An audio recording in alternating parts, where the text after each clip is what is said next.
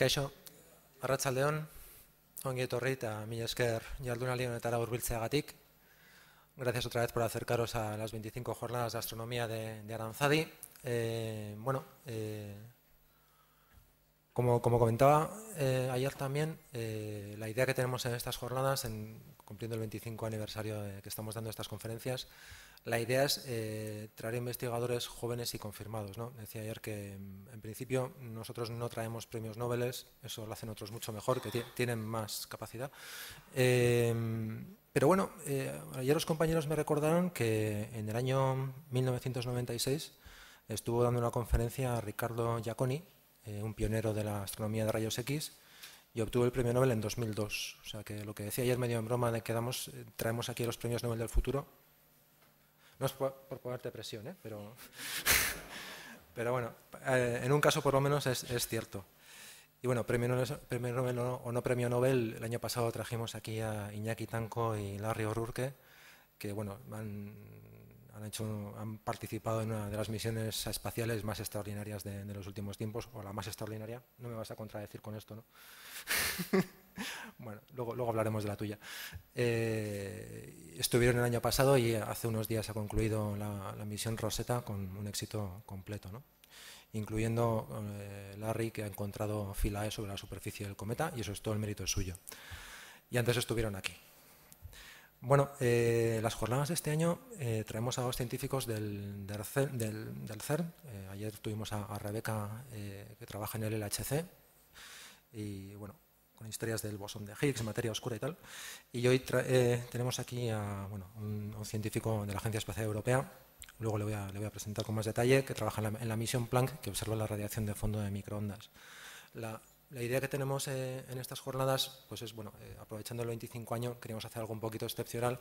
En vez de traer al típico astrónomo que anda mirando por un telescopio y pone imágenes, que eso lo llevamos 24 años haciéndolo, queríamos irnos un poco a los extremos de la especialidad, buscar los soportes de la astrofísica en la física de partículas, la gente que está colisionando protones y protones hasta que aparezca materia oscura por ahí, a golpe de protonazo, y también las personas que están empujando las fronteras de la cosmología, mirando en el borde del universo observable, ¿no? A ver qué se puede encontrar ahí.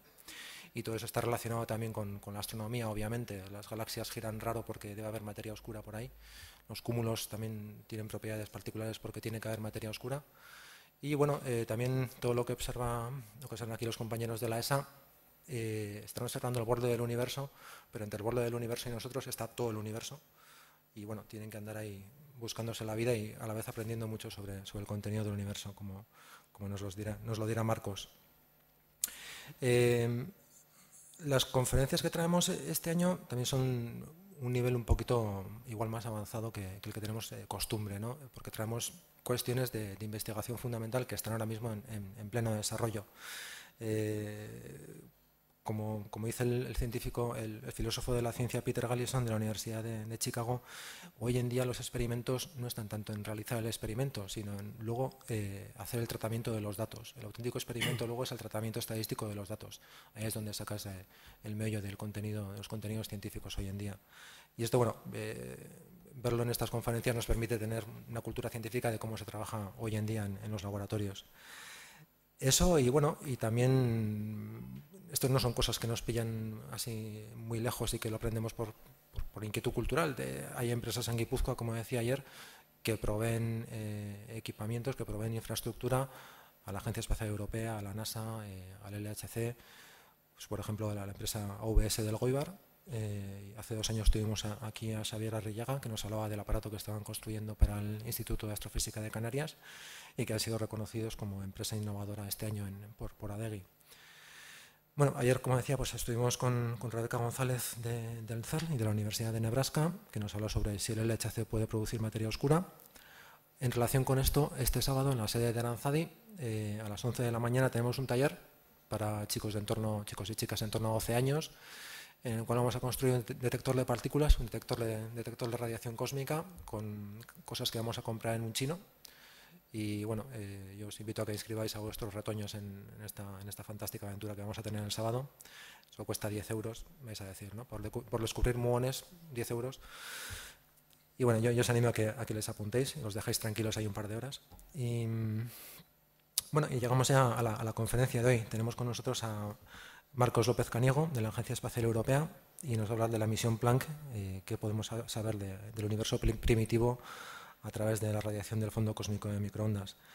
Bueno, Marcos se licenció en la Autónoma de Madrid en físicas y ya, bueno, desde ese momento ya empezó a visitar pues, los mejores laboratorios en radioastronomía del mundo. Estuvo trabajando en lentes gravitatorias en Stanford, en el Bell Labs, los descubridores de la radiación cósmica de fondo en Estados Unidos. Luego su tesis, coincidencia como la de Rebeca ayer, pues la desarrolló en el Instituto de Física de Cantabria, con lo cual nos dice el nivel que tiene este centro, tanto en cosmología como en física fundamental. Y el trabajo sobre la detección de fuentes compactas para la misión, la antecesora de la misión Planck, de la que nos va a hablar, de la misión Wilkinson Map de la NASA, y también en la Planck de la ESA. Ha estado en las universidades de Cambridge, y en Instituto otra vez de Cantabria, realizando pues, trabajos relacionados con Planck y con otros experimentos. Y hoy en día pues, es el responsable del catálogo de fuentes compactas. Fuentes compactas, estrellas de neutrones y agujeros negros, supongo, ¿no? Todo entra en compacto. Todo lo que sea compacto. Todo lo que sea compacto. Eso es. Y desde 2015 es científico de soporte para la misión Planck de la Agencia Espacial en el centro de Madrid, en el ESAC. Así que sin más, pues os dejo con Marcos. Bueno,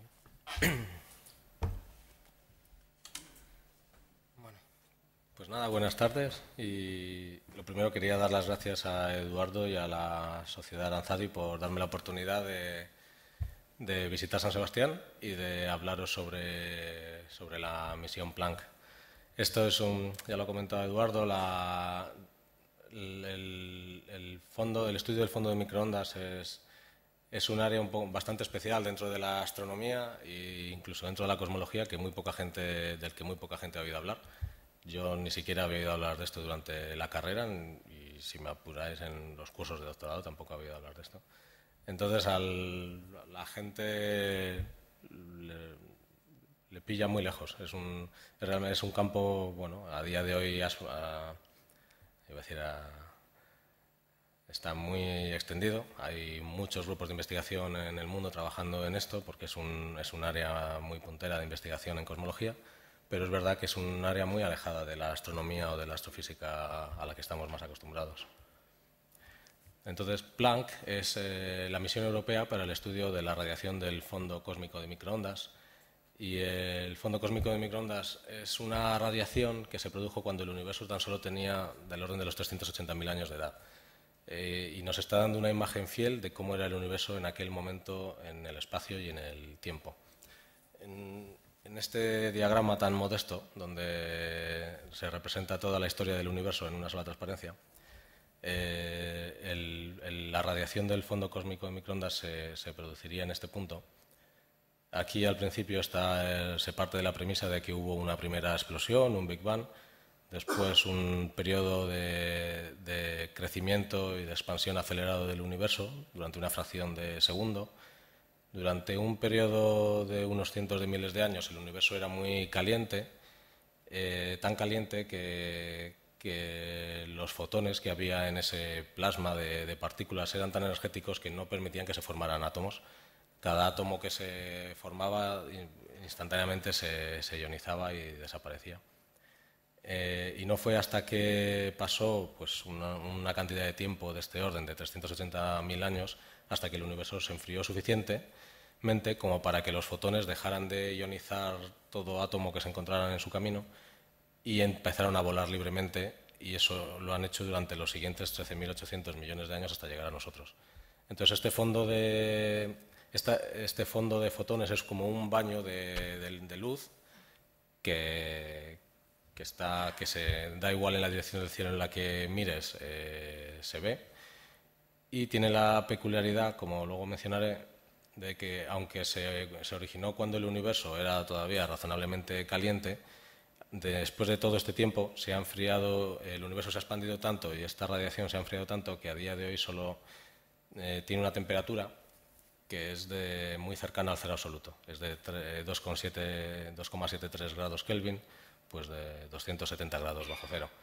Entonces, los instrumentos necesarios para detectar esta radiación pues son instrumentos de última generación que hace 20 años apenas existían. De hecho, luego hablaré de las primeras misiones espaciales para detectar esta radiación y son del año 95 aproximadamente. Para daros una idea global de lo que es Planck, se inició como un primer concepto en el año 1993, que en realidad eran dos proyectos distintos que se llamaban COBRAS y SAMBA. Uno era un instrumento de baja frecuencia y el otro un instrumento de alta frecuencia que tenían objetivos científicos similares y que la ESA en su momento propuso que se unieran en un único proyecto. El hecho de que cada uno de estos instrumentos tenía tecnologías distintas porque apuntaban a rangos del espectro electromagnético un poco distintos, hizo que esta misión al final haya sido una misión realmente compleja de realizar, pero como veréis los resultados son espectaculares. Formalmente como tal el proyecto Planck empezó en el año 96, después de 13 años se lanzó. Estuvo 4 años observando el fondo de microondas. Estaba previsto que solo funcionara durante 15 meses, pero la tecnología y todo, desde los detectores a la propia plataforma sobre la que estaban montados, al combustible que llevaba el satélite, todo, estaba todo sobreescalado y además funcionó todo tan bien que se pudo observar 4 años. Lo cual es mucho para este tipo de misiones criogénicas que operan a baja temperatura. Después, en el año 2013, se publicaron los primeros datos. En la primera gran oleada de productos, porque en Planck los productos vienen por oleadas, vienen por decenas de miles de mapas, de archivos, de catálogos, de documentos explanatorios, de artículos científicos. Vino entre febrero y julio del año 2015 y en la actualidad estamos preparando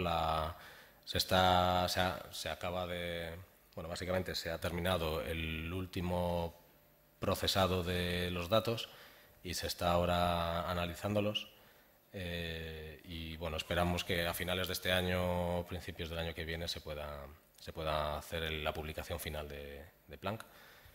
Entonces, como decía, se partió de un primer concepto que luego avanzó a un proyecto combinado que es Planck, se lanzó. Planck estuvo escaneando el cielo durante 4 años y luego de esos análisis se produjeron una gran cantidad de mapas que mostraré posteriormente. Y luego entre estos mapas, el que más nos interesa, que es el de la radiación del fondo cósmico de microondas, a través de una herramienta algo compleja que mencionaré brevemente, que se llama el espectro angular de potencias, se han podido inferir los parámetros, los parámetros cosmológicos que mejor se ajustan a nuestros datos y que son totalmente compatibles con los parámetros cosmológicos que a día de hoy definen lo que se llama el modelo cosmológico estándar. Entonces, lo único es que Planck ha medido estos parámetros con muchísima más precisión de lo que se estaba midiendo hasta ahora, en algunos casos, y en otros casos la combinación de Planck con datos de otros experimentos que miden cosas similares hace que podamos reducir todavía más las barras de error en estos parámetros. Una propiedad muy interesante del fondo de microondas, realmente del universo, es que a grandes escalas ya no de sistema solar, ni siquiera de nuestra galaxia, ni de cúmulos de galaxias, estamos hablando de escalas mucho mayores que eso, las propiedades del universo aparentemente no han cambiado desde el momento en que se emitieron estos fotones del fondo cósmico de microondas. De tal manera que usando este fondo, que en inglés se dice Cosmic Microwave Background y se suele hablar típicamente de él como CMB, para abreviar, las propiedades de este universo se pueden, en el fondo, después de todo este proceso de mandar un satélite, estar 4 años observando, no sé cuántos años analizando los datos, todo se reduce a una docena de números, pero una docena de números que no son números cualquiera. Y en la práctica, la forma de obtener esta información sobre el contenido y evolución del universo no viene de lo que es del fondo de microondas como tal, sino de una cosa que se llaman las anisotropías de este fondo de microondas, que son las pequeñas fluctuaciones positivas y negativas, que son del orden de unas 100.000 veces más pequeñas que la temperatura media de esta de la que estamos hablando, de 2,73 grados Kelvin, y es ahí de donde se saca realmente donde se saca la información. Sin entrar en mucho detalle, hay como dos grandes tipos de estas fluctuaciones de las que estoy hablando. Se pueden producir de dos maneras: las que se originaron antes de que los fotones se liberaran en ese momento de la recombinación, y las que se generaron después durante el viaje de esos fotones hasta nosotros, cuando han ido interaccionando con grandes estructuras de materia por el universo. Pero bueno, en esta figura, perdonadme que esté en inglés, lo que muestra es, dentro del espectro electromagnético, desde las microondas hasta los rayos X y los rayos gamma, las distintas misiones de la Agencia Espacial Europea que están de alguna manera en operaciones, en postoperaciones o muy avanzadas. Entonces, una de las características de Planck es que opera en 9 canales distintos, en un rango de frecuencias bastante amplio para lo que es habitual. Este tipo de experimentos suelen operar en una ventana de frecuencia muy, muy concreta, pero Planck no. Planck necesitaba cubrir un montón de frecuencias distintas para poder separar las distintas emisiones que se amontonan de alguna manera encima del fondo de microondas. Entonces, Planck ocupó un espacio del espectro que estaba muy inexplorado, y solo Herschel solapa 2 frecuencias con Planck, pero todo este espacio que va desde las ondas de radio hasta lo que se llama el submilimétrico, que es donde observa Herschel, en el espacio había muy poquitas misiones. Estuvo la misión de la NASA, WMAP, pero con un rango de frecuencias mucho más restringido. Y ya entonces Planck ha supuesto, no solo por la resolución que tiene sus instrumentos, que es mucho mayor que la de este satélite norteamericano, sino por la amplia cobertura frecuencial que tiene. Lo que permite es que estar observando el universo en 9 ventanas distintas simultáneamente, y en la práctica lo que nos va a permitir es ver fenómenos físicos muy distintos, pero que están relacionados entre ellos. Entonces, lo que ha sorprendido de la misión Planck es que, siendo una misión de cosmología para estudiar el origen y la evolución del universo, a día de hoy, yo diría del orden de más de la mitad, si no 3/4 partes de todos los artículos científicos que se han escrito usando datos de Planck ha sido para hacer ciencia galáctica y de extragaláctica. Por eso, porque ha sido capaz de observar objetos compactos en nuestra propia galaxia, radiogalaxias lejanas, galaxias infrarrojas muy lejanas, cúmulos de galaxias. Ha hecho un catálogo de cúmulos de galaxias, el más grande no es el más grande que se ha construido, pero sí el que tiene unas propiedades estadísticas de alguna manera más que cubren un rango de distancias mayor, por un fenómeno que tienen estos objetos. Entonces, al final ha resultado que siendo una misión de cosmología, está siendo muy, muy usada por astrónomos que no son cosmólogos para hacer su ciencia de fuentes de radio, de fuentes infrarrojas. En ese sentido ha sido todo un éxito. Y bueno, insistir en que como esta radiación a día de hoy es muy fría, está cercana al cero absoluto, se observan en las frecuencias de microondas, y al igual que Herschel necesitamos operar a temperaturas cercanas al cero absoluto. Eso en el laboratorio en tierra ya es muy difícil. Se consigue, pero es complejo porque tus montajes de laboratorio con estas temperaturas pues son complejos. Los líquidos, los refrigerantes son difíciles de manejar, siempre hay escapes en miles de sitios de tu montaje. Entonces, imaginar esto mismo trasladado al espacio, después de haberlo agitado y lanzado y de todo. Entonces, al final es una misión realmente compleja. Aquí, en el fondo, no deja de ser un telescopio. Tenemos aquí el espejo primario de Planck, que es este círculo. Lo que estáis viendo dentro es que está reflejando el instrumento que está abajo del todo. Este sería el espejo primario, el espejo secundario está aquí detrás, entonces se están mirando uno al otro. que a su vez está mirando al plano focal, que es el plano donde converge todos los rayos de luz que capta el telescopio, y es ahí donde están todos nuestros detectores, que son muchos. Entonces, porque claro, cubrimos 9 bandas de frecuencia y en cada frecuencia normalmente hay más de un detector. Entonces, tenemos un plano focal bastante lleno de cosas. Para daros una idea de cómo se consiguen estas temperaturas, bueno, después de montar el instrumento de alta frecuencia, añadirle alrededor lo que son los instrumentos de baja frecuencia, que tienen, al ser longitudes de onda más largas, necesitamos antenas, bocinas más grandes para captar esas ondas. Lo que tenemos son distintas fases de enfriado para poder llegar a este punto tan frío. Primero se empieza con una serie de escudos térmicos para bajar el satélite, la temperatura de los instrumentos a 50 grados Kelvin. Luego en una segunda fase se baja al orden de los 18-20 Kelvin, que ya estamos hablando de 250 grados bajo cero. Luego en una tercera fase se baja a 4 Kelvin y ya la última, que es la que hace que los instrumentos operen en su rango óptimo, estamos a 0,1 grados Kelvin. Esto creo que Planck ha supuesto un hito en la ingeniería en poner en el espacio un experimento que sea capaz de bajar a estas temperaturas. Herschel también opera en temperaturas criogénicas, pero no creo que a este nivel.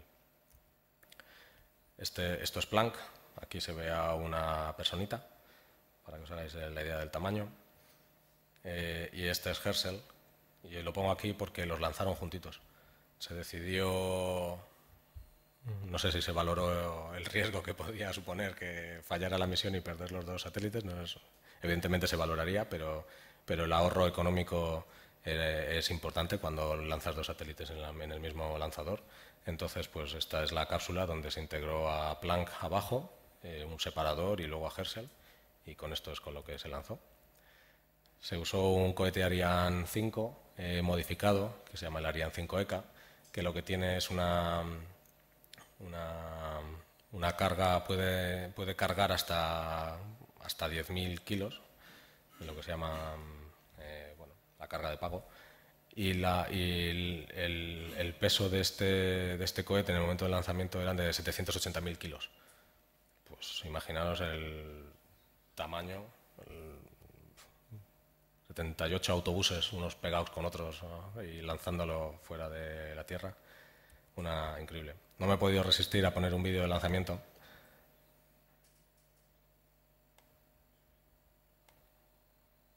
A ver si consigo ponerlo.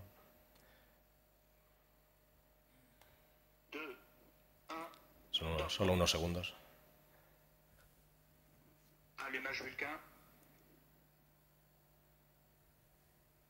Yo no he visto nunca un lanzamiento en vivo desde Kourou ni desde Cabo Cañaveral, pero debe impresionar ver despegar un bicho de estos.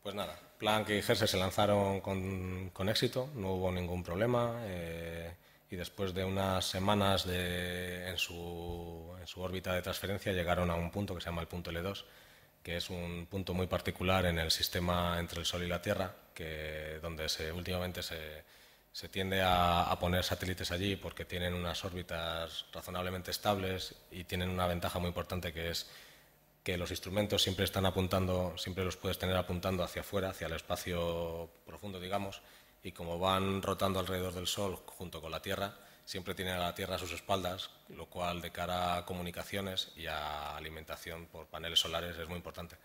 Entonces es muy habitual que ahora mismo hay muchos satélites que se mandan a este punto L2 por estas razones. Entonces, en la práctica, ¿cómo observaba Planck?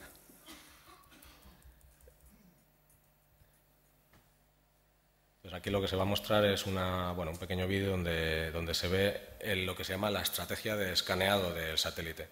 Como tiene que cubrir todo el cielo durante 6 meses, pues lo que va haciendo es que va a ir haciendo una serie de anillos y esos anillos luego hay que procesarlos para construir un mapa.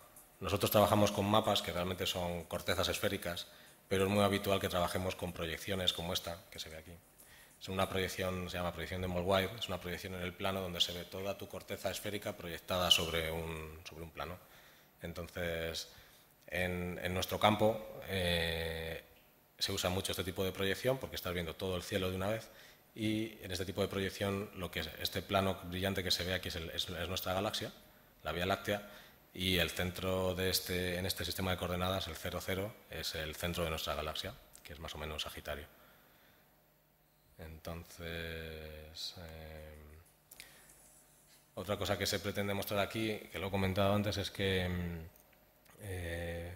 Planck lo que hace es medir la temperatura en cada punto del cielo, en todo el cielo. Y eso lo ha hecho 8 veces con el instrumento de baja frecuencia y 5 veces con el de alta frecuencia. Entonces, realmente, cuando está apuntando a un punto y mide la temperatura en ese punto, lo que está midiendo es la suma de un montón de cosas. Está midiendo el propio ruido instrumental que tienen sus detectores. Estos detectores pues tienen su ruido y bueno, pues ahí está. Está midiendo el fondo cósmico de microondas, pero a su vez está midiendo cualquier otra cosa que esté entre nosotros y ese fondo cósmico de microondas. Y en ese caso lo más habitual es encontrarnos con nuestra propia galaxia, que es muy brillante a estos rangos de frecuencias, tanto en la baja frecuencia, donde domina una cosa que se llama la radiación de sincrotrón, como alta frecuencia, que lo que domina es se llama el polvo galáctico, que son los propios granos de polvo de silicatos que hay en nuestra galaxia que emiten en estas frecuencias. Entonces, al final lo que tienes es, en cada uno de tus 9 canales, en cada uno de ellos la suma de todas estas componentes: tu ruido, tu fondo cósmico de microondas, tu emisión de la galaxia, tus fuentes compactas galácticas, tus fuentes compactas extragalácticas, tus cúmulos de galaxias lejanos, todo eso en un único mapa. Entonces, eso es lo que mide Planck, pero con eso no podemos hacer cosmología. Entonces, bueno, para mostraros un poco este mismo tipo de proyección, para que veáis cómo quedaría el mapa de la Tierra en este tipo de proyección. Entonces, antes también mencionaba que el fondo de microondas realmente se detectó por casualidad, y de hecho se llevaron el premio Nobel Penzias y Wilson en Bell Labs en el año, debería sabérmelo, 65. Y bueno, pues fue una cosa fortuita. Por un lado, habían construido una antena para estudiar pues bueno, el ruido el ruido ambiente en el cielo y sus posibles interferencias con las comunicaciones por satélite, bueno, etcétera. Simultáneamente en la Universidad de Princeton había físicos teóricos que estaban buscando, o sea, que ya se había predicho esta radiación, y estaban pensando en construir un detector que pudiera medir esto. Y fortuitamente coincidieron en una reunión, hablaron sobre el tema y se dieron cuenta que los unos habían descubierto lo que querían de encontrar los otros. Pero el premio Nobel se lo llevaron los ingenieros por detectarlo y no los físicos teóricos por predecirlo. Entonces, lo que es el fondo, lo que es esta constante, esta señal promedio, ya se midió hace mucho tiempo, pero como he dicho antes, lo interesante está en las fluctuaciones, en las anisotropías. Hay otra cosa intermedia que también medimos, que se llama el dipolo, que no es más que un efecto de nuestra propia galaxia moviéndose en nuestro sistema local con respecto al sistema de referencia del fondo de microondas, pero bueno, es una imagen, es una señal muy estudiada que tiene esta forma de patrón dipolar, una zona muy grande más caliente, una zona muy grande más fría. Y lo que realmente nosotros buscamos es esto. Este es el cielo en microondas. Aquí es donde decía que las anisotropías son fluctuaciones muy chiquitinas. Aquí en el plano galáctico puede llegar a ser muy brillante, pero en cuanto te vas a zonas en los polos norte o sur galácticos, aquí ya lo que se ve en este canal en concreto, que es el de 30 GHz, ya se está viendo el CMB a ojo, porque la emisión galáctica no llega tan arriba.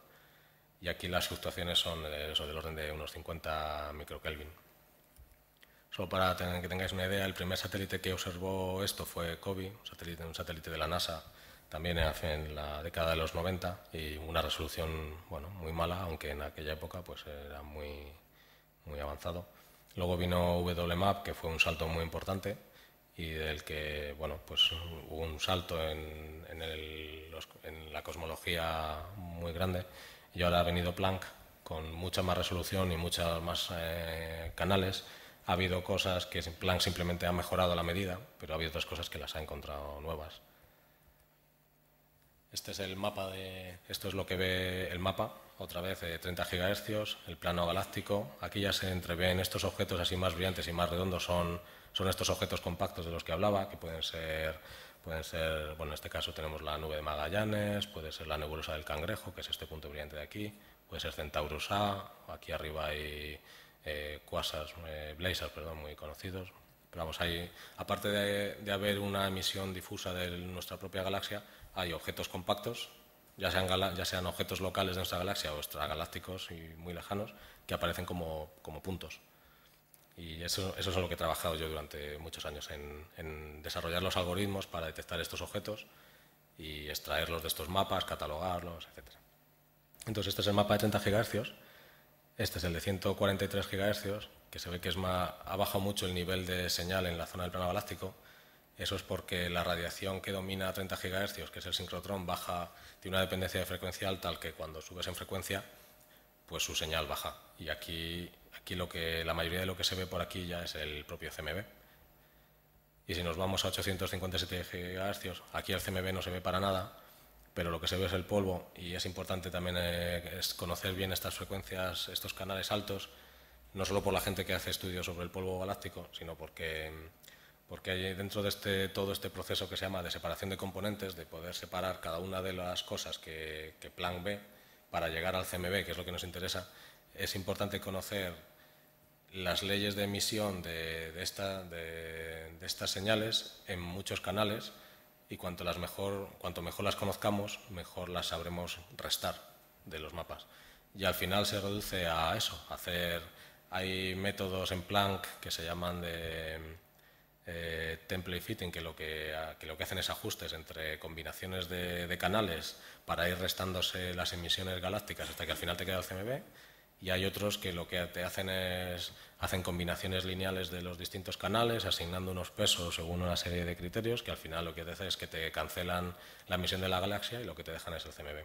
El negocio este de la separación de componentes está muy activo, y al final las técnicas que se usan son técnicas que están muy extendidas en otras áreas del procesado de imagen, pero aquí están muy especializadas, están muy adaptadas a nuestro campo, pero en el fondo son cosas que a lo mejor una persona que se dedique al procesado de imágenes de satélite, de observación de la Tierra o de televisión, probablemente esté usando técnicas similares de combinación, de restas, de cosas. Hay mucha de la gente que trabajamos en este campo. Mucho de lo que hacemos en el fondo es nuestro procesado de datos, en el fondo es procesado de imagen. Aquí están los 9 canales a la vez, desde 30 hasta 857, donde se ve cómo va bajando la emisión de la galaxia. Aquí en este canal 70 GHz es el canal donde la contaminación por el sincrotrón y la contaminación de polvo tienen un mínimo, entonces es el canal en el que casi cortando la banda central se podría llegar ya a hacer análisis de cosmología simplemente mirando en las otras zonas más o menos limpias del cielo, porque ya la contaminación es bastante baja. Aunque nosotros queremos llegar a un nivel tal que no lo hace, que hacemos cosas mucho más finas, pero con un mapa como este hace 10 años se hubieran hecho maravillas. Ahora, claro, ahora tenemos muchas más cosas, pero siempre es importante mencionar que en estos canales ya se ve el fondo de microondas a ojo. Luego, claro, hablar de Planck implica hablar de los datos de la polarización de Planck. Esto es una parte un poco más compleja o árida de lo que hacemos, espero no perderos a todos aquí, y que tiene que ver con que estos fotones que nos vienen del fondo de microondas llevan una información escondida que hasta ahora no se había podido hacer nada con ella porque no teníamos la tecnología sobre todo la sensibilidad para verlo, porque el fondo de microondas está ligeramente polarizado, pero a un nivel tan bajo que con la tecnología que tenía, por ejemplo, el satélite WMAP hace solo 10 años, estaba dominado por ruido y apenas se veía nada. Había que filtrar mucho los datos y al final ya no sabías ni lo que estabas mirando. Pero Planck no, Planck tiene 7 de sus 9 canales, son sensibles a la polarización, que no es más que una propiedad de las ondas electromagnéticas que está relacionada con cómo están orientados la dirección de las oscilaciones respecto a su dirección de propagación. Bueno, no vamos a entrar en eso, pero esto en el fondo no me puedo resistir a hacer el símil de las gafas de sol o de las gafas que se ponen ahora en los cines cuando vas a ver una película en 3D, donde por un ojo te está entrando, te están mezclando dos luces, la misma señal pero polarizada, con una dirección de polarización una perpendicular a la otra, de tal manera que por un ojo te está entrando una dirección de polarización y por la otra te está entrando la otra. Y eso es lo que hace que, como ellos las separan un poco, es lo que hace que tú en tu cabeza veas este efecto 3D. Pues esto es un poco lo mismo. Nosotros en nuestros detectores sensibles a polarización lo que hacemos es hacer pasar la luz por polarizadores que tienen un polarizador que solo permite pasar la luz con un cierto ángulo. Entonces para cada uno de estos haces de luz tenemos polarizadores que están cruzados, que se llama. De tal manera que somos capaces de extraer de la intensidad de estos fotones una información adicional que no tiene nada que ver con la información en intensidad. Evidentemente hay mucha correlación, porque en el fondo lo que es galaxia, lo que es fondo de microondas es fondo de microondas, pero se puede aprender muchísimo de la polarización. La forma de hacer esto es construir unos mapas que se llaman de IQ, que luego a su vez se convierten a otra cosa por conveniencia. Y bueno, ¿por qué me meto en este jardín? Es para hablar sobre un tema muy polémico que ocurrió el año pasado, que a lo mejor habéis oído hablar de él, que tiene que ver con una posible detección de ondas gravitatorias por un experimento norteamericano analizando datos del fondo cósmico de microondas en polarización. Y era un experimento que se llamaba BICEP-2, que está en el Polo Sur. Todo esto no tiene nada que ver con la detección real de ondas gravitatorias del experimento LIGO de hace unos meses. Entonces este equipo norteamericano, que eran investigadores de Harvard, del Instituto Tecnológico de California y de seguro otra media docena de grandes instituciones, estaban también, igual que Planck, buscando la señal primordial de ondas gravitatorias en sus datos y básicamente dijeron que lo habían encontrado, hicieron una gran rueda de prensa, publicaron un artículo y luego resultó que era todo contaminación por el polvo de nuestra propia galaxia. Y esa contaminación se pudo ver a través de los datos de Planck. ¿Qué ocurre con todo esto? Que la luz, el fondo cósmico de microondas en polarización es sensible a la existencia de estas ondas gravitatorias primordiales sabemos que existen porque las han detectado LIGO, lo que no sabemos si existen en este rango de frecuencias. Pero que se hubieran producido en este periodo de expansión inflacionaria que he mencionado muy al principio, de cuando el universo creció en una fracción de segundo, se multiplicó su tamaño por no sé cuánto. Y entonces eso se dice que podría haber producido estas ondas gravitatorias que deberían haber dejado su huella en la polarización del fondo de microondas. Hay un montón de experimentos intentando detectar esto, no solo... Planck ya se sabía que probablemente no llegara por su sensibilidad. Hay experimentos en tierra que en vez de observar a todo el cielo, están concentrados en un parche muy pequeñito, una zona muy pequeña del cielo, pero machacándola años y años y años, que es lo que hacía este experimento norteamericano. De hecho, en España hay un experimento en Canarias, que es una colaboración entre el Instituto de Física el Instituto de Física de Cantabria, el Astrofísico de Canarias, la Universidad de Manchester, la Universidad de Cambridge, y que tiene unos telescopios el experimento se llama Quijote, que además los ha construido la empresa IDOM, que está por aquí a más o menos 100 kilómetros de aquí. Y estamos también buscando lo mismo, también estamos buscando lo que se llama el modo B primordial. Pero claro, la forma de atacar el problema es distinta. Planck, al ser un experimento a todo el cielo, pues no puede centrarse, no es un observatorio como Herschel, que vas, le dices apunta a esa zona del cielo y quédate ahí 10 días. Eso Planck no, Planck se va moviendo con la Tierra, va va siguiendo su estrategia de anillos y solo muy puntualmente se cambió esa estrategia para hacer alguna prueba, pero con Planck no se puede hacer esto. Si la amplitud de estas ondas gravitatorias fuera mayor de lo que, no de lo que es, porque no sabemos si existen, pero sí de los límites que se han fijado con Planck y con este otro experimento norteamericano, si hubiera sido mayor se hubiera visto, pero como a día de hoy no se ha visto, entonces todavía no sabemos si no existen o si su amplitud es un poco menor o mucho menor. Entonces, bueno, es todo un campo por explorar y, de hecho, como mencionaré luego, hay experimentos que van a trabajar sobre esto. Entonces, para que veáis la diferencia, estos son los mapas pues en este tipo de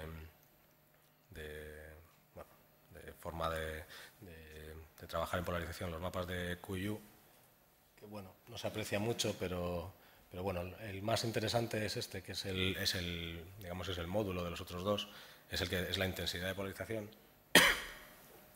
Y de este, pues es de estos mapas, fue en estos mapas, sobre todo en este, donde puedes ver la contaminación por polvo polarizado en la zona donde los otros experimentos estaban mirando, y es ahí donde se pudo ver que podía haber un problema, que básicamente lo que se vio es que la señal que ellos estaban encontrando era compatible con emisión polarizada de nuestra propia galaxia.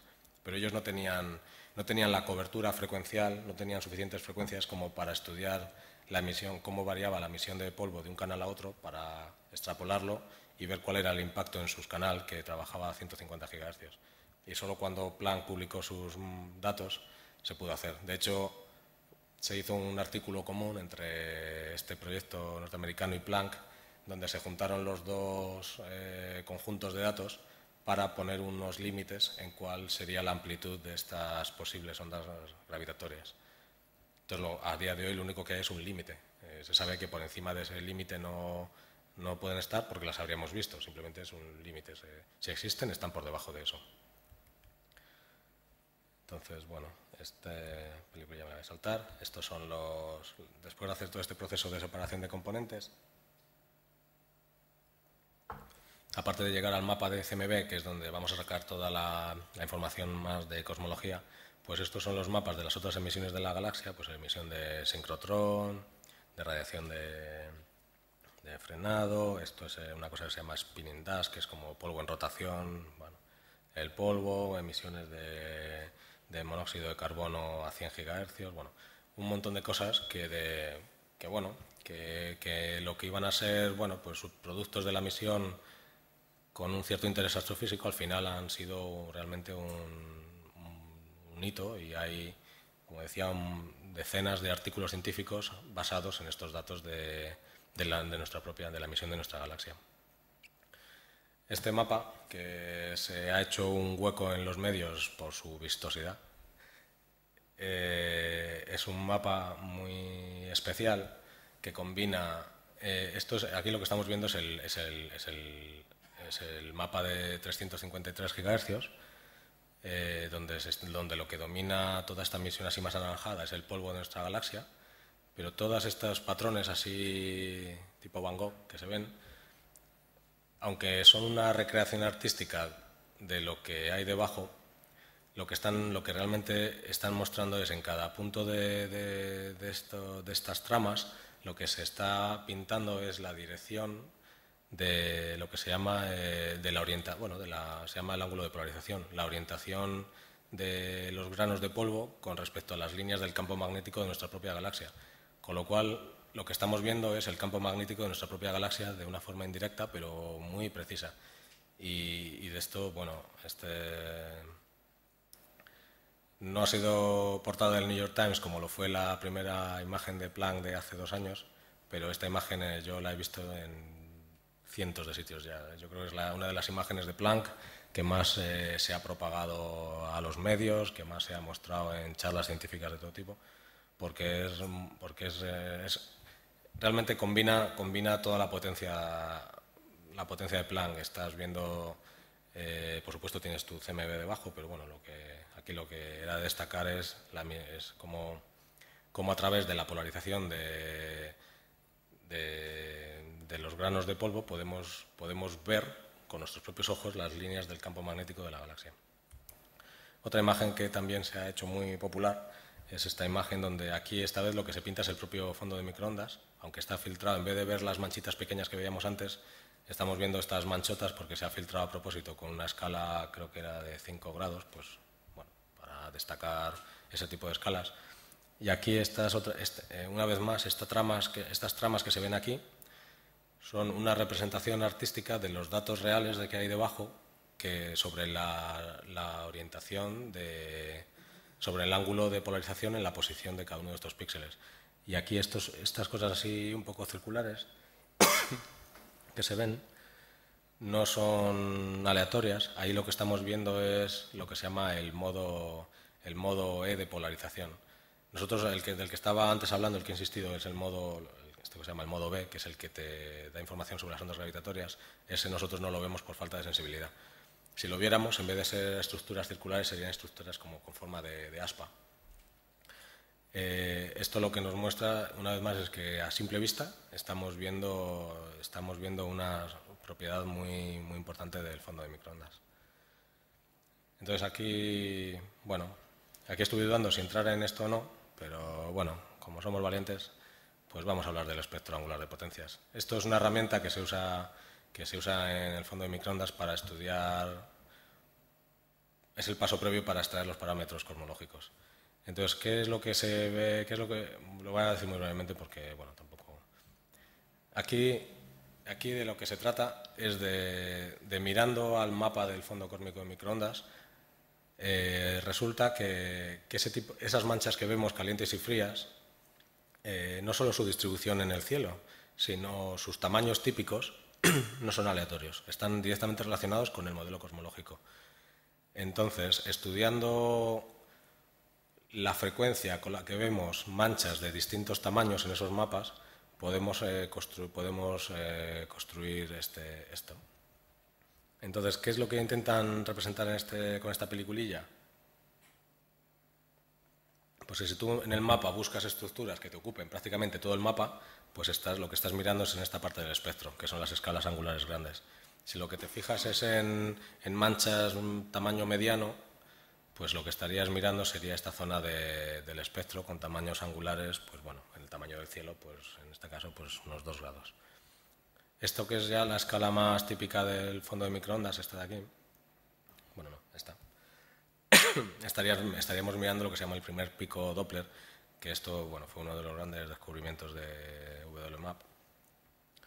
Y luego, pues según vamos avanzando en escalas, lo que acabamos viendo son ya estas manchitas muy pequeñas, que ya no son reales, sino que son el propio ruido de nuestro experimento.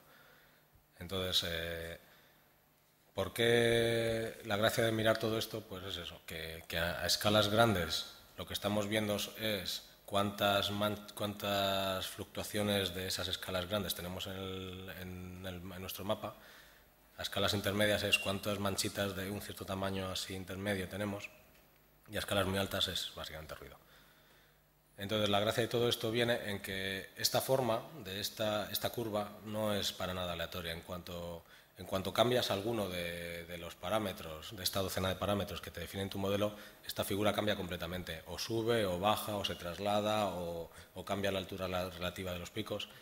Entonces, aquí ya estamos a un nivel de finura. Os puedo asegurar que encontrar que un punto esté ligeramente por encima de lo que se espera ha podido suponer en plan meses y meses y meses de trabajo de decenas de personas buscando por qué ese punto no está donde se espera.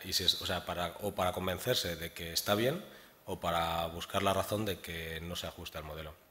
Ya ha habido unos cuantos de esos. Y la mayoría de las veces tenían que ver con detectores concretos que tenían un problema concreto de efectos sistemáticos o de pérdida de potencia. Al final, en casi todos los casos, se podía ir al detector concreto dentro de las docenas de detectores que tenemos en Planck y ver cuál era el que causaba el problema y ese excluirlo del análisis. Y por eso, al final, la publicación de datos de Planck se va retrasando porque es un experimento muy importante, que hay que cerrarlo, sí, porque ya ha llegado el momento de cerrar este proyecto, pero no vamos a cerrarlo en falso. Entonces, por eso siempre hay retrasos, porque hay que hilar ya muy fino, porque la gente que conoce los instrumentos dentro de 5 años, dentro de un año van a estar trabajando en una cosa totalmente distinta, no van a tener tiempo de hacer nada más de esto. Entonces, o se hace ahora o no se va a hacer nunca.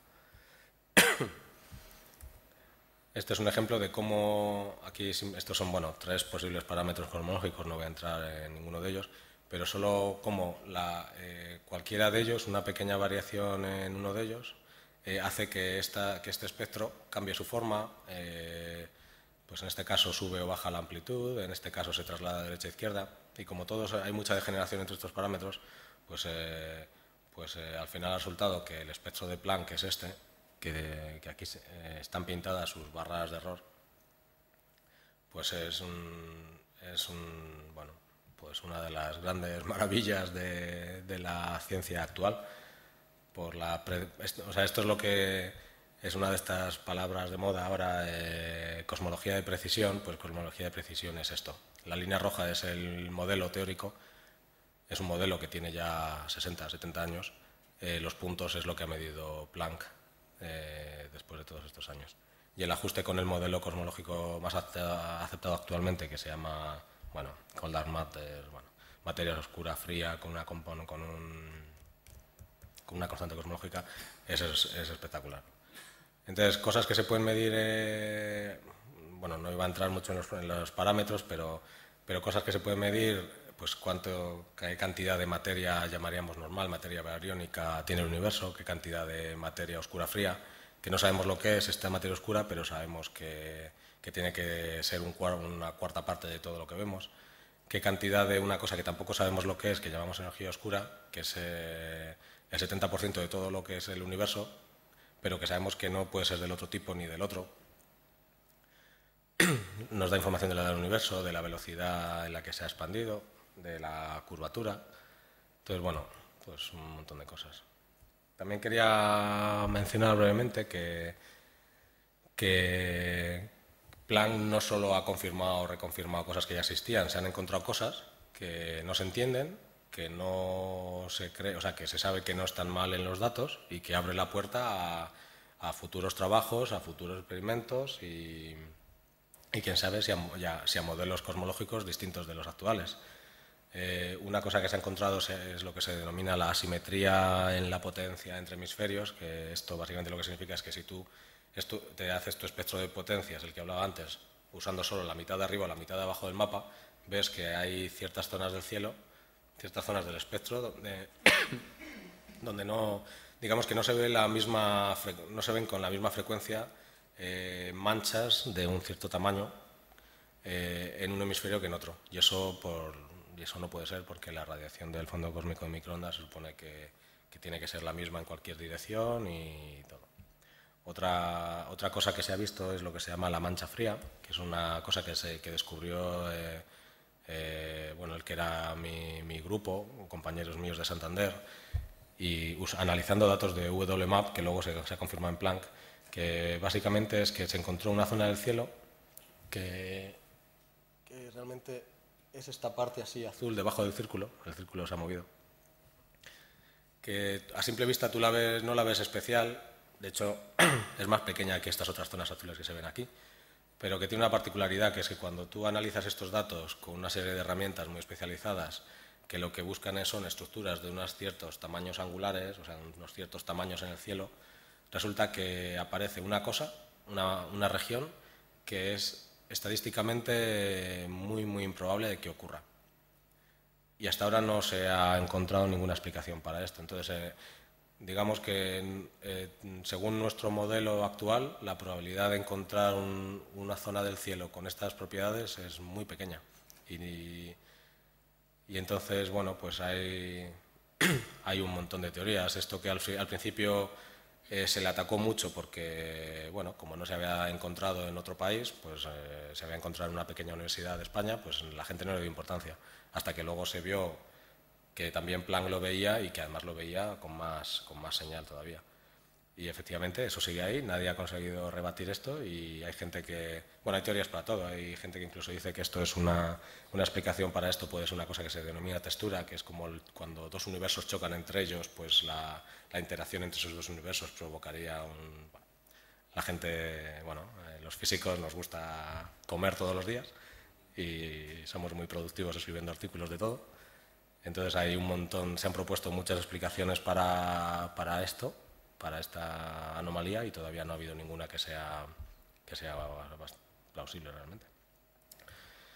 Y bueno, el hecho de que estas anomalías se hayan visto con dos experimentos tan distintos como son Planck y WMAP, pues hace que aumente la confianza de que son reales y que están en el cielo y que no son efectos sistemáticos. ¿Qué las produce? Pues no se sabe. Normalmente se intenta buscar pues de lo más cerca a lo más lejos. Se empieza diciendo, bueno, ¿hay algo en nuestra galaxia, en esa zona del cielo, que puede provocar eso? ¿O hay algo en el universo local, en el cúmulo de las galaxias cercanas que puedan estar en esa línea de visión que pueden provocar? También se ha hablado de un supervacío. Hay cosas que se llaman vacíos, zonas del universo que están, bueno, pues especialmente vacías, porque la materia en su momento colapsó hacia otras regiones y la zona del centro pues no quedó nada. Se pensó que podía estar relacionado con un vacío y de hecho fue portada creo que de Scientific American del mes de agosto, un estudio sobre un supervacío que se cree que puede estar en la línea de visión de la Mancha Fría. No citaron para nada ni el artículo original de Patricio Bielba ni nada, simplemente se hablaba de una mancha fría en los datos de WMAP. Pero bueno, ahí están en la portada de Scientific American. Y bueno, pues para ir un poco concluyendo y antes de mostraros una cosa muy rápidamente, pues decir que el fondo cósmico de microondas sigue contribuyendo al avance de la cosmología y de la confirmación del modelo cosmológico actual. El legado de Planck se concretará en unos meses cuando publiquemos la última y mejorada versión de los datos. Esto va a permitir hacer todavía más análisis y bueno, de misiones tanto galácticas como extragalácticas, y no solo de cosmología. Y luego pues se espera que cuando se combinen los datos de Planck con otros estudios de estructura a gran escala o bueno, otra cosa que se llama bariónica bariónica acústica oscilation. Bueno, hay distintas formas de estudiar los parámetros cosmológicos, pues cuando se combinan los conjuntos de datos que se han obtenido de formas totalmente distintas y al final llegas a los mismos resultados, pues te da también una confianza de que todo va en la dirección buena. Pero cualquier día de estos algo cambiará y todo cambiará, porque así es la ciencia. Pero bueno, solo decir que hay dos nuevas propuestas de experimentos para continuar el camino abierto por COBE, WMAP y Planck. Uno de ellos se llama Lightbird, que es un satélite japonés, donde hay contribuciones de la NASA, y que si se aprueba, se lanza y todo va bien, pues se espera que haya resultados en el 2030 y ellos van encaminados, solo van a observar escalas grandes buscando estas ondas gravitatorias.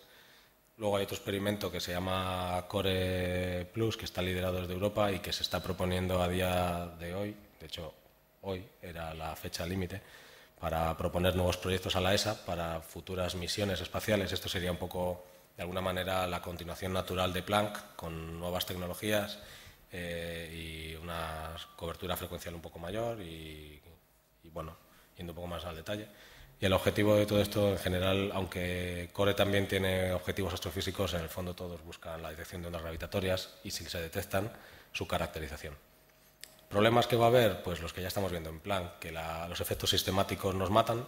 Pues estamos ya a un nivel de sensibilidad que cualquier fluctuación, cualquier pequeño problema que tuviera uno de los docenas de detectores que tenemos en el instrumento, de pronto hace una cosa rara y te descoloca las cosas. Y hasta que lo encuentras, pues pasa mucho tiempo. Entonces, el estudio de la sistemática, sobre todo en estos nuevos experimentos, que en vez de tener docenas de detectores van a tener decenas de miles, porque se va a hacer una tecnología totalmente distinta, entonces pues va a ser complejo.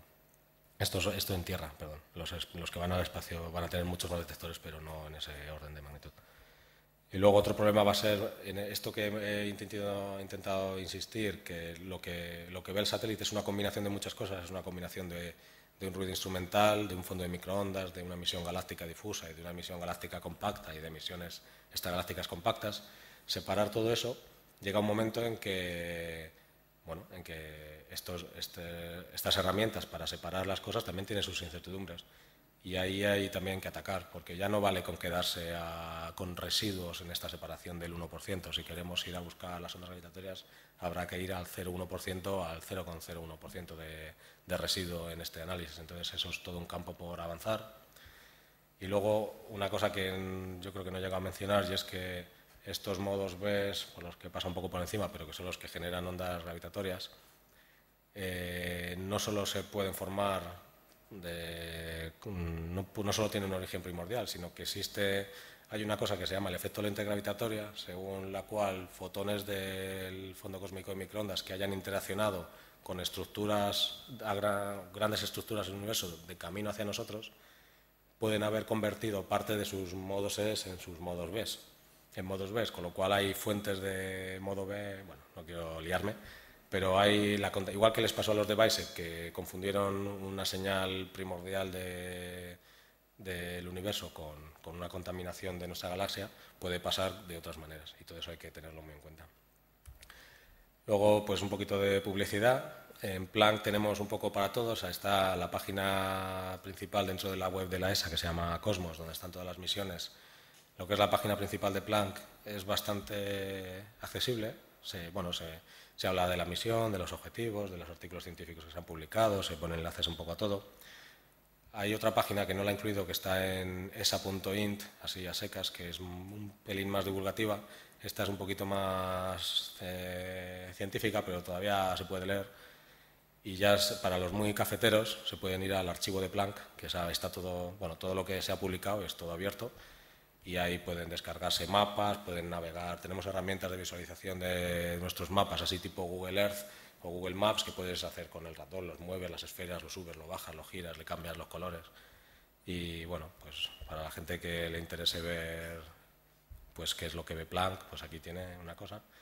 Y luego, por último, quería hacer una pequeña demo, pero yo creo que la wifi de la sala se va a quedar un poco corta, pero por lo menos tengo esta captura, que esto es una página así que es más orientada al público en general, pero que los astrónomos también la usamos para ciencia. Se llama ESA-Sky y es una herramienta de visualización muy sencilla de todos los archivos que tiene la ESA y en los que poco a poco se van metiendo cosas de otras misiones. También es todo como muy interactivo, es un poco como el Google Earth, puedes navegar, hacer zoom, saltar de un experimento a otro. Y la página web, que es lo más importante y no incluido, es sky.esa.int, pero si pones en Google ESA-Sky llegáis. Y esto os lo recomiendo porque es muy chulo. Lo primero que te sale es una imagen en el óptico, que claro, son mucho más espectaculares que las de microondas, pero si te gustan las microondas, pues luego vas a microondas y ves cosas como esta, que es nuestro mapa de 30 GHz, donde se ve todo el plano galáctico, los objetos compactos de la galaxia y otras cosas. Y entonces dejadme que salte un momento a... Bueno, esto es como un compendio de muchos de los mapas que hemos construido en Planck. Y si me dejáis que salte un segundo a esta ventana, esto es donde había cargado yo ya la página de sky.esa.int en uno de los mapas de polarización de Planck, pero en cuanto haga zoom hacia afuera, yo creo que le va a costar. Bueno, igual no. Ah, mira, no, bien. Entonces, para que veáis un poco cómo funciona esta herramienta, pues se puede navegar por ella y buscar cosas. Tiene aquí un buscador donde puedes poner tu objeto favorito. Y si fuera capaz de mover esto para acá. Lo más así es que aquí tiene un panel donde tú seleccionas tu longitud de onda y aquí seleccionas el experimento concreto que quieres visualizar y te muestra ese mapa. Y luego, si quieres, con este símbolo de más puedes añadir capas y con el modo película puedes saltar de unas a otras. Y luego aquí puedes buscar en los catálogos de objetos de cualquiera de estas misiones y superponerlos encima. Entonces puedes superponer a la vez las fuentes de radio de Planck con los catálogos de infrarrojo de Herschel y con las fuentes de XMM de rayos X y con las fuentes de rayos gamma de Integral y hacer el seguimiento de una misma fuente a lo largo de todo el espectro electromagnético. Y, de hecho, cada una de estas cosas luego puedes pinchar y te muestra... O sea, esto siendo una herramienta de observación, de visualización rápida, estamos dando la opción de, pinchando en las observaciones concretas, que te manden al archivo original con los datos reales para que tú te los descargues y te los analices, bueno, pues si tienes un poco las herramientas para hacerlo, los conocimientos. Pero de primeras la aplicación es una aplicación para el público general, para que puedan trastear con los datos. Y bueno, yo creo que es una muy buena aplicación. Y aquí terminamos. Así que...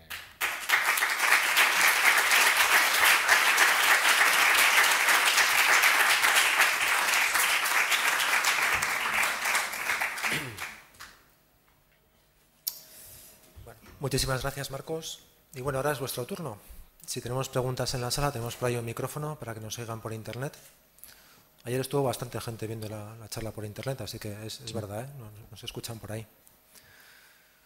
Bueno, mientras os vais animando, igual te preguntaría yo, Marcos, no sé si me vas a responder, pero de aquí a fin de año, a principios del año que viene, ¿nos vais a dar alguna sorpresa? ¿Tenéis algún conejo que vayáis a sacar de la chistera? Siempre hay conejos en la chistera, sí, sí. Sí, sí, porque básicamente porque hubo datos que no se incluyeron en los releases anteriores, en las publicaciones anteriores de datos, porque había efectos sistemáticos que no se estaban entendidos, que ya se han entendido, entonces ahí va a haber cosas nuevas, sí. Va a haber cosas nuevas. Entonces, bueno, aquí delante de testigos, te digo, un día te llevaremos una entrevista por Skype cuando estén publicados los datos para que nos cuentes en un viernes astronómico. Lo hacemos los últimos viernes de cada mes a las 7:30 y ahí en directo te decimos, a ver, ¿esto qué es? ¿Listo? Yo encantado, sí, sí. Perfecto, ya está, ante testigos. Y aquí tenemos una pregunta. No será un poco tonta, ¿no? Porque no soy físico y esto, pero o sea, eso que dicen, el fondo de microondas, todas esas frecuencias son del fondo ese, ¿no? Digamos, el fondo de microondas es uno y lo que hacemos es observarlo en distintos canales, porque como en cada canal las contaminaciones son distintas, entendiendo la contaminación a distintos canales, al final somos capaces de restarla y quedarnos con el fondo que es Bueno, uno. la pregunta que tengo en realidad, si eso pasó hace miles de millones de años, ¿cómo es que no se ha amortiguado o desaparecido? No, porque eso chocará contra el polvo. Bueno, es que... ¿Se amortigua o qué? Sí, de hecho, bueno, más que amortiguarse, lo que hace es que interacciona. O sea, bueno, a ver, supongo que si un fotón llega y choca contra algo, pues se pierde y ya está. Pero es que el universo está vacío, realmente, está prácticamente vacío. O vacío al nivel de que toda esta radiación haya podido viajar hasta nosotros durante todo este tiempo. Pero sí que es verdad que estos fotones han ido interaccionando con todo lo que se han ido encontrando por el camino y cambiando ligeramente sus propiedades, y eso lo podemos, y eso lo vemos, eso se ve, eso se ve y de hecho se estudia, o sea, sí, sí. Pero vamos, O sea, que no me entra bien en la cabeza.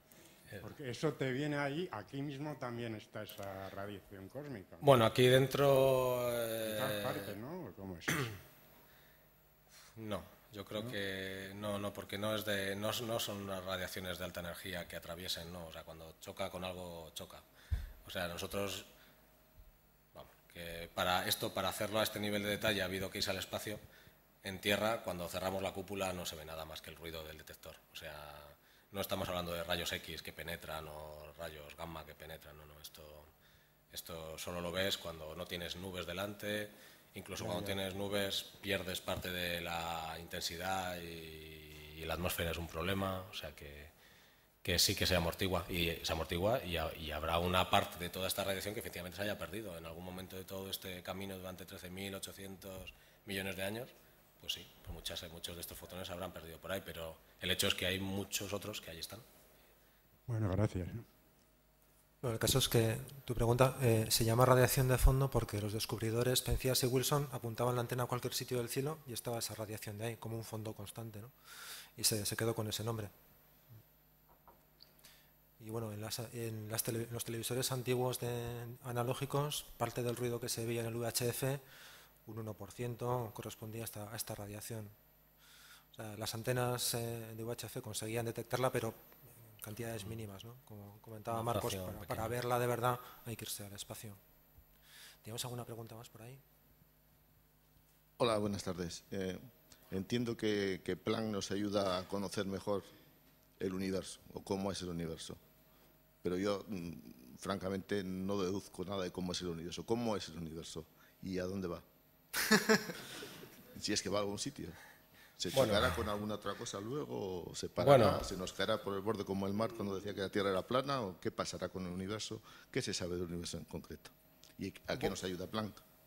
Bueno, Planck lo que hace es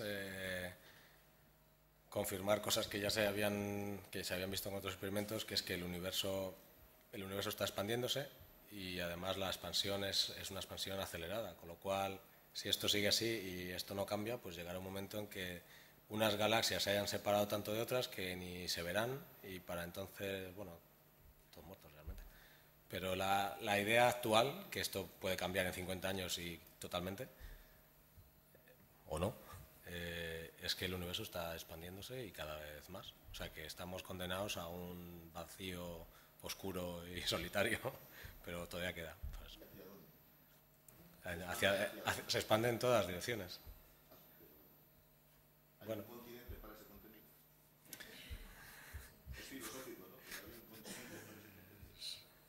Bueno, el universo es continente y contenido a la vez.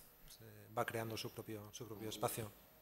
Es complicado, sí. Yo no sería esa analogía, pero... Ya entiendo que es casi filosófico, es como Dios, es infinito en sí mismo, es finito pero infinito.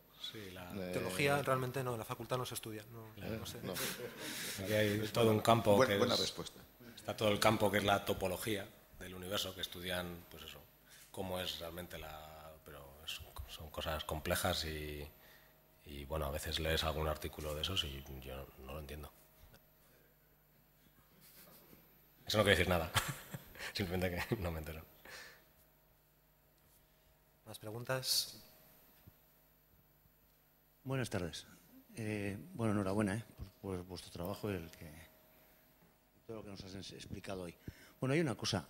¿Cómo habéis comparado, has explicado muy bien, cómo sumáis los trabajos que se realizan con distintas sondas, esto a nivel espacial para salirnos de la atmósfera y tener mejor calidad de lo que se observa de las mediciones?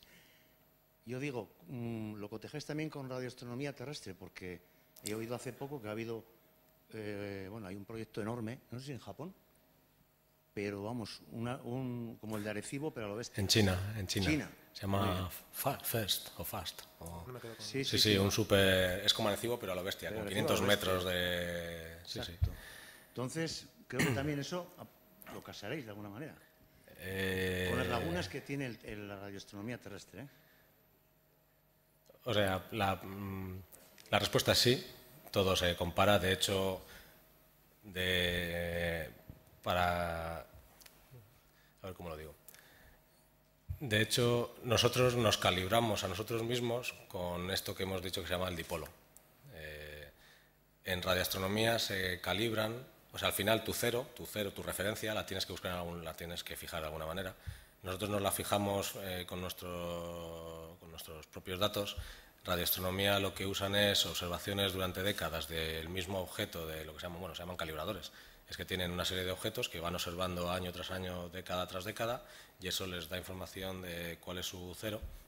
Y de hecho, usando datos de Planck, hemos publicado un artículo donde intentamos hacer una cross-calibración entre Planck, el radiotelescopio, el Very Large Array que hay en Nuevo México y uno que se llama el Australia Compact Array, que es otro radiotelescopio que hay en Australia, donde entre ellos tenían un problema de calibración que acabaron resolviéndose y decidimos compararnos con nosotros, porque nosotros también podemos mirar esas fuentes de radio y además las podemos mirar como en el instrumento de baja frecuencia observó durante 4 años y hizo todo el cielo 8 veces. Tenemos 8 medidas como poco de cada uno de estos objetos, con lo cual sabemos los que son variables y los que no, y de los que no, pues podemos ver también cómo nos comparamos con ellos. Y teníamos diferencias de calibración en algunos casos de unos pocos, 2-3%, lo cual está bastante bien porque los estándares de calibración en radioastronomía pueden ser de 10 o 15% fácilmente. O sea, ¿quieres decir que el proyecto Planck se ha calibrado con los datos de... No, hicimos un ejercicio un poco... Bueno, nos pareció interesante hacer la comparación de... O sea, siempre ha habido mucha polémica porque estos dos grandes radiotelescopios, el de Nuevo México y el de Australia, no eran 100% consistentes entre ellos. Cada uno tenía sus series de observaciones de sus calibradores, ellos se calibraban cada uno con sus propios datos, pero entre ellos algunas cosas no cuadraban y ha habido un esfuerzo muy grande entre ellos para ponerse de acuerdo y entender qué estaba pasando. Entonces decidimos observar una muestra concreta de objetos de radiogalaxias que se ven en Planck, que son suficientemente brillantes, y compararnos con ellos, precisamente para entender si esa calibración que tienen ellos es compatible con la del dipolo de Planck y de WMAP. Y sí, somos bastante compatibles. Bien, muchas gracias. ¿Más preguntas? Y Marcos, ya que tenemos confianza, te voy a pedir que pongas una transparencia, la de los puntos sobre los modos de potencia.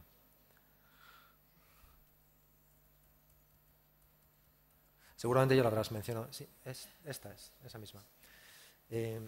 Hay puntos a la izquierda de la gráfica que las barras de error están fuera del modelo teórico. Uy, hay muchas de esas. Sí, ¿verdad? Sí, no, pero sí. O sea, bueno, aquí lo que se ve, lo que se pinta abajo son los residuos. Ajá. Y efectivamente hay muchos de estos puntos cuya barra de error no toca el modelo. En efecto. Estos son algunas de estas cosas que dice que son déficits. Es una de las anomalías que mencionaba que son los déficits de potencia. Ajá. Y es que efectivamente hay zonas donde, aquí por ejemplo, este punto que estoy marcando aquí, pues es que está ahí en el límite. O sea, ¿qué está pasando ahí? Entonces, hasta que no haya, claro, para atacar las escalas, claro, el problema que tiene todo esto es que a las escalas, lo que se llama las escalas angulares grandes, para hacer un punto de esto, a lo mejor has dividido todo el cielo en ¿cuántos? En 4 trozos, en 10 trozos, no en 200.000 como aquí. Entonces, el problema aquí es una cosa que se llama la varianza cósmica, y es que el universo que tenemos para medir es uno. Y como solo hay un universo, estamos muy limitados estadísticamente en esa zona del espectro de potencias. Entonces, por eso aquí las barras son muy grandes. Si hubiera 100 universos distintos en cada uno de los cuales pudiéramos hacer esta medida y fueran todos independientes, se pudieran promediar, a lo mejor estas barras de error eran más pequeñas. Pero esto es un problema que se llama, el nombre técnico es la varianza cósmica. Y sí, ahí está. Muy bien. ¿Una pregunta más? Mientras penséis alguna pregunta más, yo quería recordaros que en la entrada tenéis una hoja. Si estáis interesados en recibir información del Departamento de Astronomía, de las actividades que realizamos, podéis apuntar ahí vuestro correo electrónico y os informaremos una vez al mes aproximadamente. Muchos recibís ya esa información, pero por si alguno más está interesado. ¿Una pregunta más? Sí, aquí tenemos una.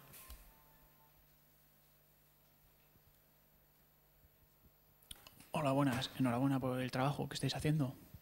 Tenía una duda de cómo, por ejemplo, la materia del universo en general, por ejemplo, una galaxia o al contrario, o un agujero negro, cómo podría influir en la medición en lo que se está recibiendo los detectores del Planck, y cómo aparecerían en los mapas cada uno de estos dos objetos.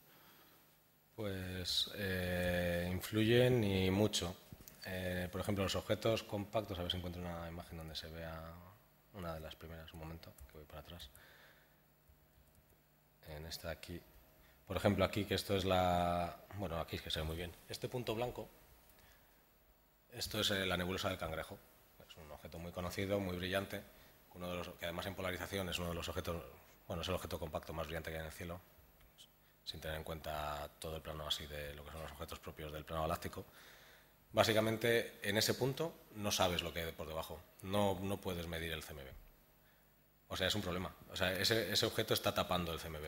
¿Qué pasa? Que en el cielo hay muchos de estos objetos. Si te pones a cortar todos los trozos donde no ves el CMB, porque el fondo de microondas, porque tienes una cosa delante, al final te quedas sin cielo.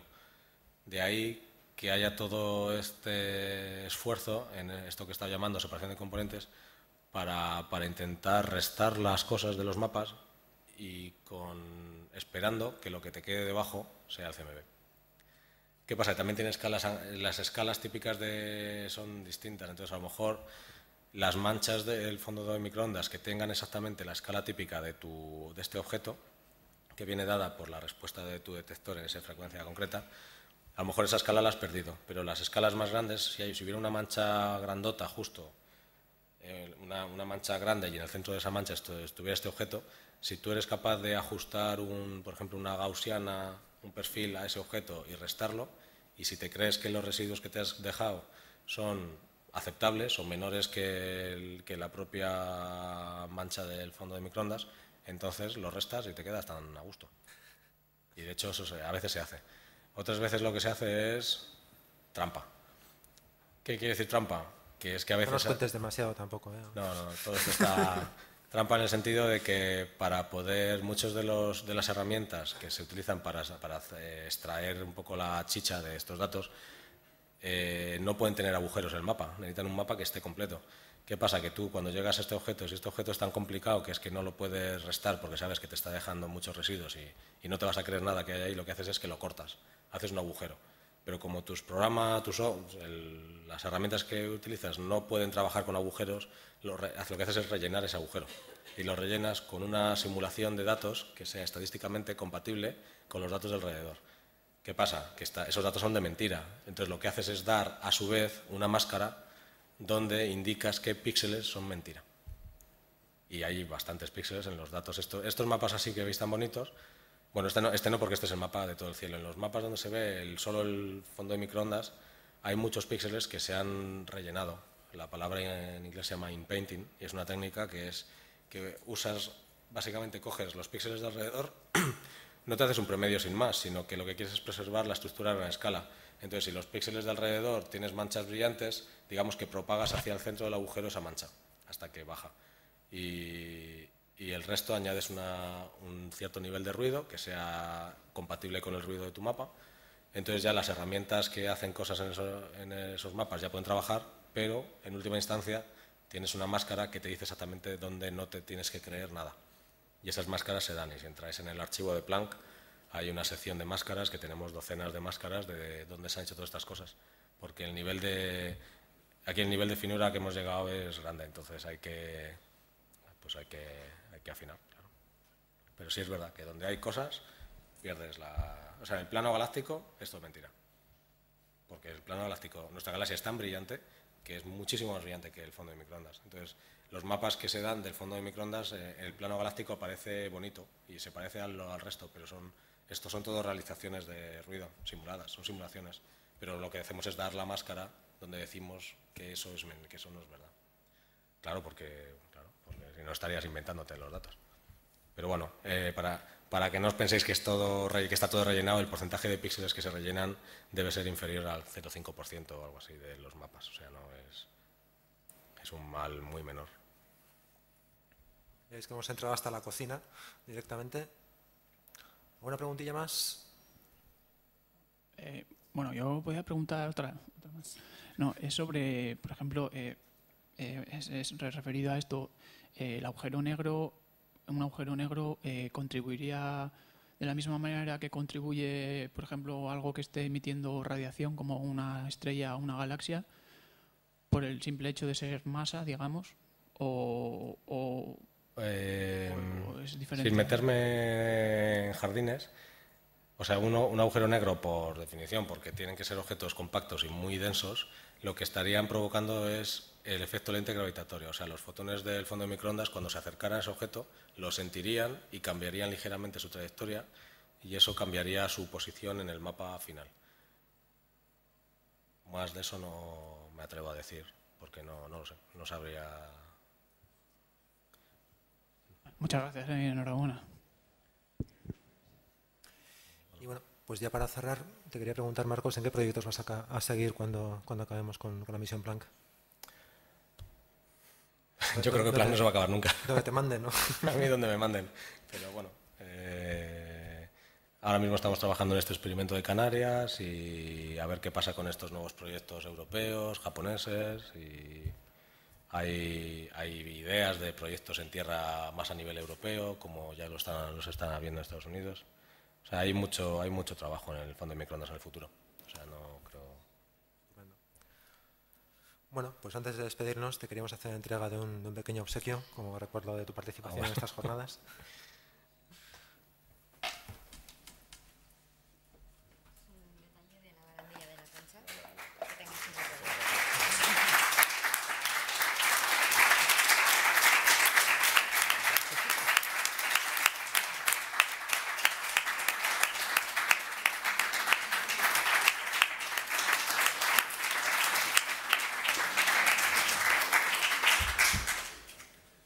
Muchas muchas gracias y hasta el año que viene en estas fechas más o menos, y si no, cada último viernes de cada mes en la sede de Aranzadi. Muchas gracias.